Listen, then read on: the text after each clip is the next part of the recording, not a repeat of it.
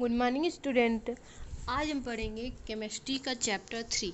ठीक है, विद्युत रसायन। ठीक है, तो विद्युत रसायन का ये पार्ट 1 है। चैप्टर नेम है विद्युत रसायन। तो विद्युत रसायन का चैप्टर 1 पढ़ेंगे आज हम केमिस्ट्री का।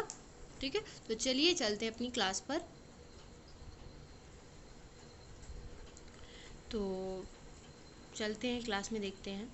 देखिए पहला क्या है, विद्युत रसायन। विद्युत रसायन क्या है? ठीक है, सबसे पहले हमें चैप्टर नेम ही है विद्युत रसायन, तो सबसे पहले हमें यही पढ़ना होगा कि विद्युत रसायन है क्या। तो विद्युत रसायन क्या है, पहले उसे पढ़ लेते हैं। तो विद्युत रसायन जो है वो रसायन की वह शाखा है। ठीक है, रसायन की कौन सी शाखा है? तो रसायन की वह शाखा जिसमें हम रासायनिक क्रियाओं द्वारा उत्पन्न विद्युत ऊर्जा तथा विद्युत ऊर्जा द्वारा होने वाली रासायनिक क्रियाओं का अध्ययन करते हैं, यही विद्युत रसायन कहलाता है। तो विद्युत रसायन की डिफिनेशन क्या होगी कि रसायन शास्त्र की वह शाखा जिसमें हम रासायनिक क्रियाओं द्वारा उत्पन्न विद्युत ऊर्जा तथा विद्युत ऊर्जा द्वारा होने वाली रासायनिक क्रियाओं का अध्ययन करते हैं, यही विद्युत रसायन कहलाता है। ठीक है, तो ये विद्युत रसायन की जो है डिफिनेशन है। देखिए ये जो चित्र बना हुआ है विद्युत रसायन का ही है। ठीक है, इस तरह से बना हुआ है। देखिए यहाँ पे ये फिगर भी आप बना लीजिएगा। एक तरफ यहाँ पे कैथोड दिया गया है, दूसरी तरफ एनोड दिया गया है। ये दोनों एनोड की छड़ है और ये जो हमारे पास है ये हमारे क्या है, कैथोड की छड़ है। ठीक है, तो ये एनोड हो गया और ये क्या हो गया, कैथोड हो गया। ठीक है, ये दोनों को इस तरह से आप इस साइन को, चित्र को बना दीजिएगा। ठीक है, यहाँ से जो ये आ रहा है हमारे पास, ये यहाँ से ऑक्सीजन और ये यहाँ पे हाइड्रोजन।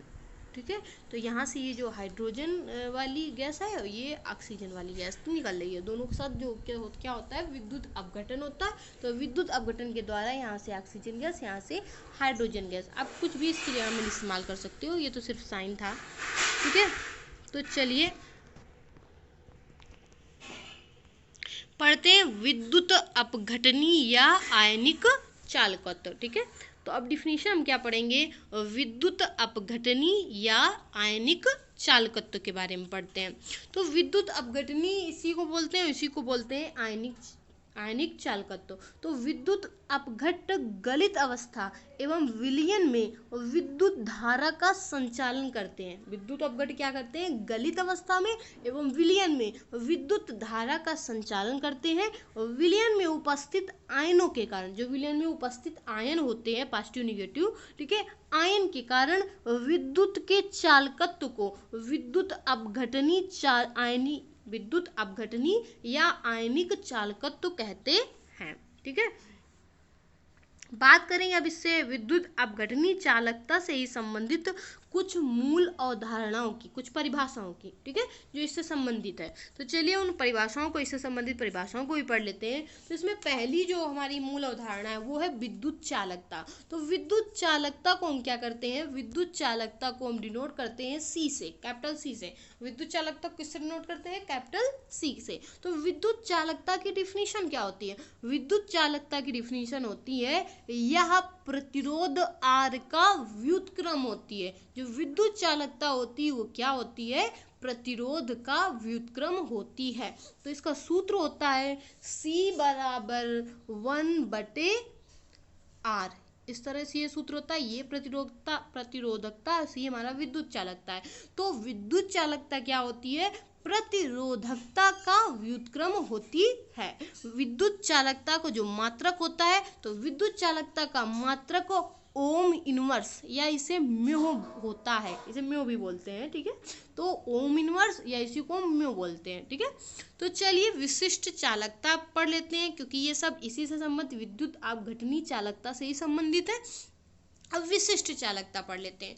विशिष्ट चालकता क्या होती है? तो विशिष्ट चालकता को हम स्मॉल के से डिनोट करते हैं। अब विशिष्ट चालकता में क्या होता है? किसी चालक के विशिष्ट प्रतिरोध को रो से डिनोट करते हैं, इसे रो बोलते हैं, ठीक है, रो से डिनोट करते हैं। तो विशिष्ट प्रतिरोध रो के व्युत्क्रम को, विशिष्ट प्रतिरोध को हम इससे डिनोट करते हैं रो से। तो परिभाषा हो जाएगी किसी चालक के विशिष्ट प्रतिरोध रो के व्युत्क्रम को, इसके व्युत्क्रम मीन उल्टा, रो के व्युत्क्रम को उस चालक की विशिष्ट चालकता के कहते हैं। अब के को यहाँ पे क्या बोला है? कप्पा, ठीक है, के को यहाँ क्या बोला जाता है? कप्पा, ठीक है। तो स्मॉल के मान लीजिए या कप्पा यहाँ पे बोल दीजिए, तो स्मॉल के कहते हैं, ठीक है। अब देखिए रो बराबर होता क्या है? तो देखिए साइड में ही लिखा गया है कि रो बराबर होता है R इंटू ए अपान एल, ये होता है, ये सूत्र रो का होता है। किसका होता है? रो बराबर होता है R इंटू ए अपान एल। तो इसे हम रो की जगह उठा के रख सकते हैं। जब रो की जगह में हम इस तरह से रख देंगे, स्मॉल के है, ठीक है, यहाँ पे लिख दीजिएगा कप्पा, तो 1/R इंटू ए अपॉन एल, ठीक है, इस तरह से होगा। एल इस तरह वाला लिखा हुआ है, के बराबर हम लिख देते हैं फिर से R इंटू ए अपान एल, एल इस तरह वाला लिखा गया है, ये एल ही है, ठीक है। ये जब ऊपर चला जाएगा तो हमारा आ जाएगा L बटे R इंटू ए, यही तो आएगा के बराबर। तो देखिए इस तरह से ब्रैकेट में सूत्र लिखा है, पहले के बराबर 1/रो लिखा गया है, फिर उसी बार रो का मान रख दिया गया। जब रो का मान लिखा हमने तो आ गया 1/R इंटू एल, ये एल ही है, एल बटे ए, ठीक है, ये वाला एल कर लीजिए यहाँ पे, ठीक है, ताकि दिक्कत ना हो समझने में। तो एल अपॉन ए। अब देखिए विशिष्ट चालकता का मात्रक भी ओम इनवर्स सेंटीमीटर इनवर्स होता है, या हम इसी को बोल सकते हैं साइमन सेंटीमीटर इनवर्स होता है। अब हम बात कर लेते हैं मोलर चालकता की। मोलर चालकता की डिफिनीशन पढ़ लेते हैं। तो मोलर चालकता की डिफिनीशन क्या होती है? मोलर चालकता की डिफिनीशन होती है, अब देखिए यहाँ पे ये क्या लिखा हुआ है, ये जो लिखा हुआ है इस तरह से, इसको क्या बोलते हैं? लिखा है, कुछ लोग इसको कैप भी बोलते हैं, कैपियम, ठीक है, तो इसे कुछ भी बोल सकते हैं, ठीक है, लेमडा एम भी बोल सकते हैं, कैपियम भी बोल सकते हैं, क्योंकि लेमडा होता है बस में इस तरह से निकला होता है और यहाँ पे निकला नहीं है, ऐसे है, तो हम लेमडा एम भी मान सकते हैं या कैप एम भी बोल सकते हो आप, ठीक है, कुछ भी बोल सकते हैं इसको। तो देखिए इसे कैप एम से डिनोट करते हैं, या इसी को हम लेमडा एम भी बोल दें या कैप एम बोल दें, कैप एम ही बोल दीजिएगा। देखिए इसकी डिफिनीशन पढ़ लेते हैं मोलर चालकता की। मोलर चालकता की डिफिनीशन क्या होती है? तो मोलर चालकता की डिफिनीशन दी गई है कि किसी विलयन के एक निश्चित आयतन में, किसी विलयन जो है उसके एक निश्चित आयतन में उपस्थित विद्युत अपघट्ट के एक मोल द्वारा, कितने मोल द्वारा? एक मोल द्वारा, किसी विलयन के एक निश्चित आयतन में उपस्थित विद्युत अपघट्ट के एक मोल द्वारा उपलब्ध कराए गए आयनों की चालकता मोलर चालकता कहलाती है। तो ये मोलर चालकता है, ठीक है।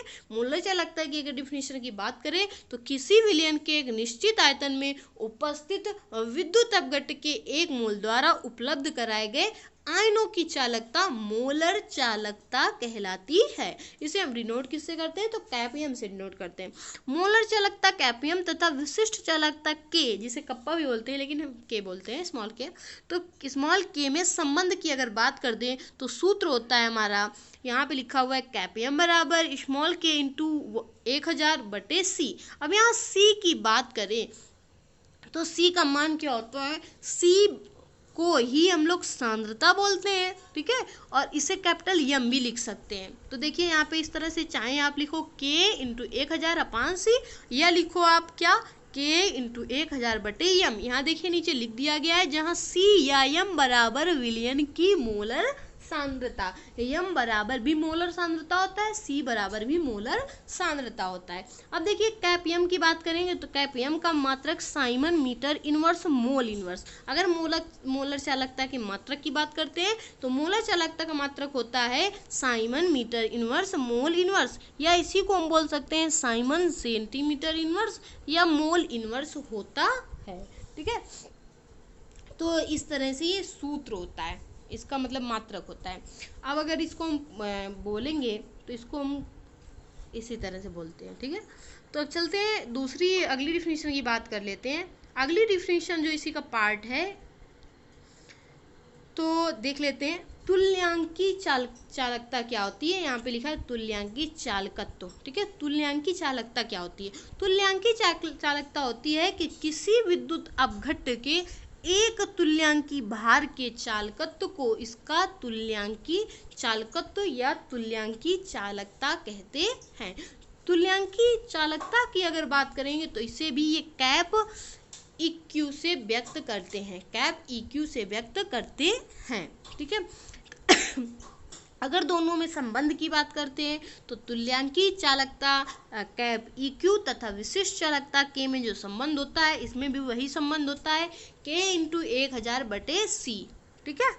चलिए आगे पढ़ लेते हैं। अब देखिए मोस्ट इम्पॉर्टेंट डिफिनीशन है, ठीक है। ये डिफिनीशन हर बार पूछी जाती है और काफ़ी इंपॉर्टेंट डिफिनीशन है, पेपर में अक्सर आती है, ठीक है। तो चलिए इस डिफिनीशन को पढ़ लेते हैं। ये इस बार भी आया था परीक्षा में, कोल-राउस का नियम। ये मोस्ट इम्पॉर्टेंट डिफिनीशन है, कोल-राउस का नियम, ठीक है। तो लिख लीजिए कोल-राउस ला, ठीक है। इंग्लिश में इसको बोलते हैं कोल-राउस ला, ठीक है। ला मीन नियम होता है, ठीक है। चलिए इसको पढ़ते हैं। कोल-राउस नियम जो है कोल-राउस द्वारा प्रस्तावित किया गया था, ठीक है। वैज्ञानिक थे कोल-राउस, उन्होंने इस नियम को प्रस्तुत किया था। तो आयनों के स्वतंत्र अभिगमन के नियम के अनुसार इस नियम को प्रस्तुत किया गया। अब देखिए नियम क्या है उसको पढ़ लेते हैं। तो नियम यहाँ से स्टार्ट होता है हमारा, किसी विद्युत अपघट्ट की, किसी विद्युत अपघट्ट की। ये डिफिनीशन वेरी इंपॉर्टेंट है, इसको अच्छे से लर्न कीजिए और याद कर लीजिएगा। किसी विद्युत अपघट्ट की अनंत तनुता पर, किसी विद्युत अपघट्ट की अनंत तनुता पर मोलर चालकता, ठीक है। जब देखिए अनंत की बात करें तो कैप यम अनंत ऊपर साइन लगा दिया गया है, ठीक है। तो मोलर चालकता कैप यम अनंत, उसके धनायनों तथा ऋणायनों की अनंत तनुता पर मोलर चालकताओं का कुल योग होती है। तो डिफिनीशन क्या है इसकी कि किसी विद्युत अपघट्ट की अनंत तनुता पर मोलर चालकता उसके धनायनों तथा ऋणायनों की अनंत तनुता पर मोलर चालकताओं का कुल योग होती है। देख लेते हैं, अब इसका सूत्र देख लेते हैं। तो इसका सूत्र है, क्या लिखा है, कैपियम अनंत का साइन ऊपर लगा हुआ है, ठीक है। अब देखिए नेगेटिव का चिन्ह लगा हुआ है, लिखा है V+, यहाँ पे लिखा है अनंत प्लस पॉजिटिव अनंत, और यहाँ पे V नेगेटिव, और यहाँ पे लिखा हुआ है कैप नेगेटिव अनंत, ठीक है। जहाँ धनात्मक तथा ऋणात्मक विद्युत अपघट्ट के एक अणु के वियोजन से उत्पन्न क्रमशः धनायनों और ऋणायनों की क्या है, संख्याएं हैं।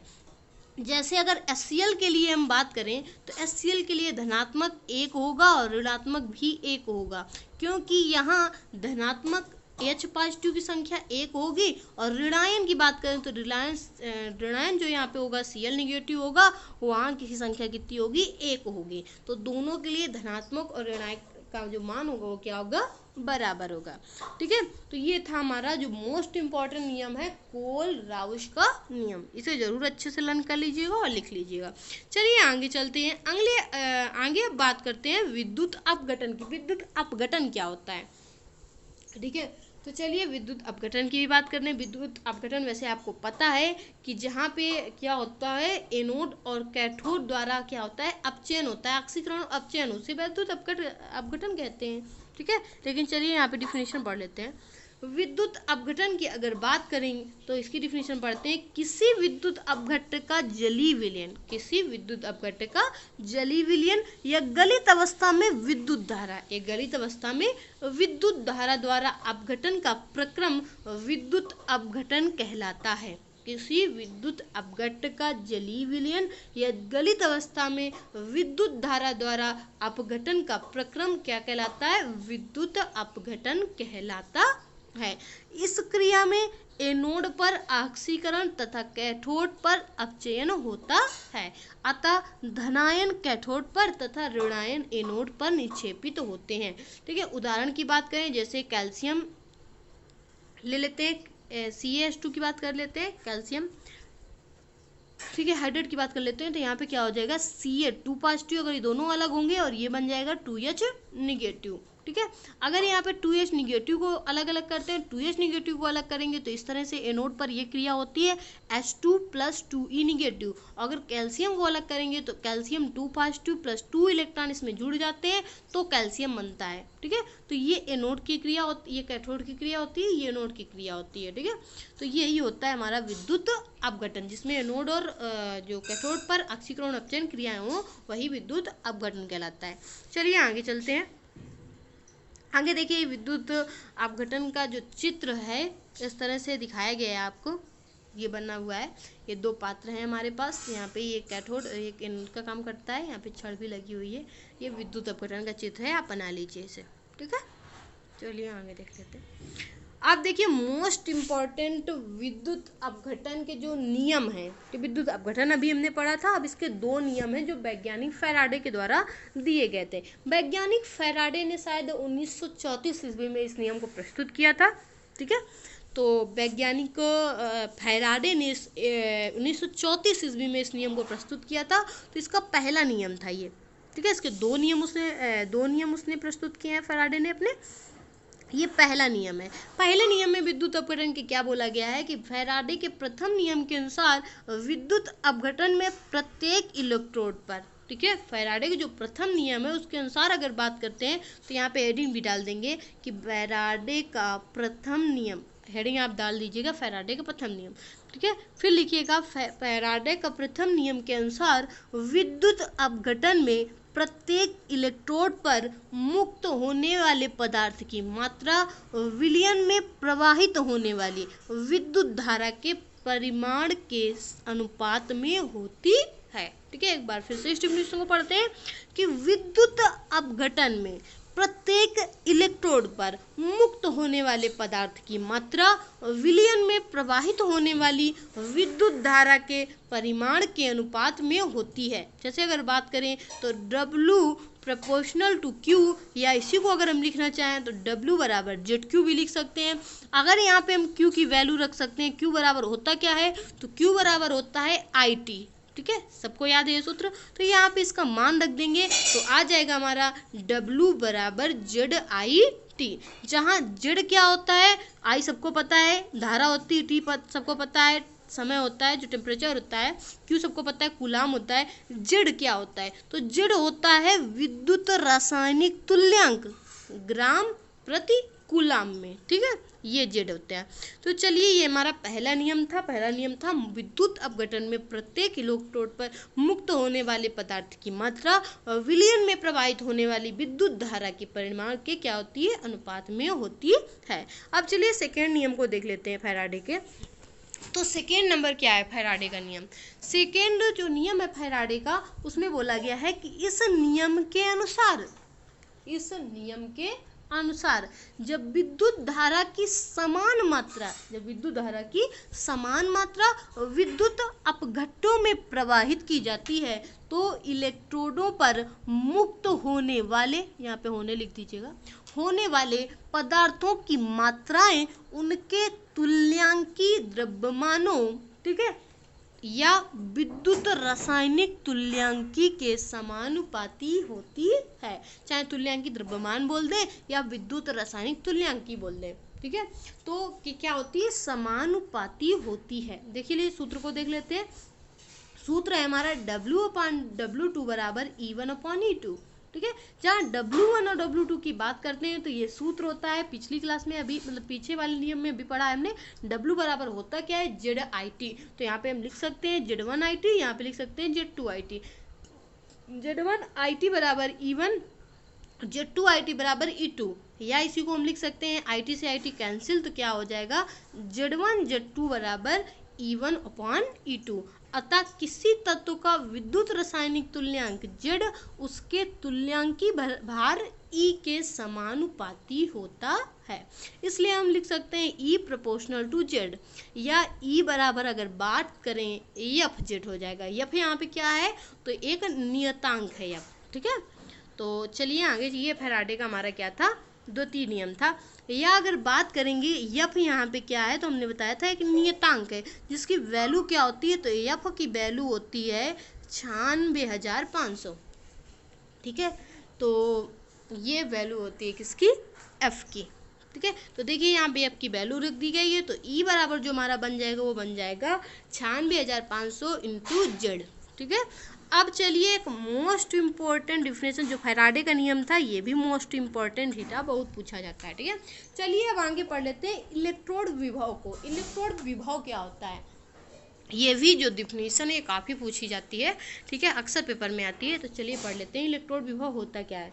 ठीक है, विभव की इंग्लिश होती है पोटेंशियल, और इलेक्ट्रोड को इलेक्ट्रोड भी बोलते हैं, इलेक्ट्रोड पोटेंशियल। ठीक है, देख लीजिए इलेक्ट्रोड पोटेंशियल होता क्या है, जब कोई धातु की छड़, जब कोई धातु की छड़ को उसी के आयन विलयन में डाला जाता है, मतलब जब किसी धातु की छड़ को उसी धातु की छड़ में के विलयन में डाला जाता है, इस तरह से बोल सकते हैं। या बोल सकते हैं कि जब कोई धातु की छड़ उसके मतलब अपने ही आयनों के विलयन में डाला जाता है, इसके आयनों के विलयन में डाला जाता है, तो धातु पर विलयन की तुलना में धनात्मक या ऋणात्मक आवेश आ जाता है, जिसके कारण धातु और विलयन के मध्य एक विभवांतर उत्पन्न हो जाता है। धातु और विलयन के मध्य इस विभवांतर को ही हम लोग बोलते हैं इलेक्ट्रोड विभव। अगर इसकी डिफिनेशन की शॉर्ट में हम बात करें तो शॉर्ट में इस तरह से बोल सकते हैं कि जब कोई धातु की छड़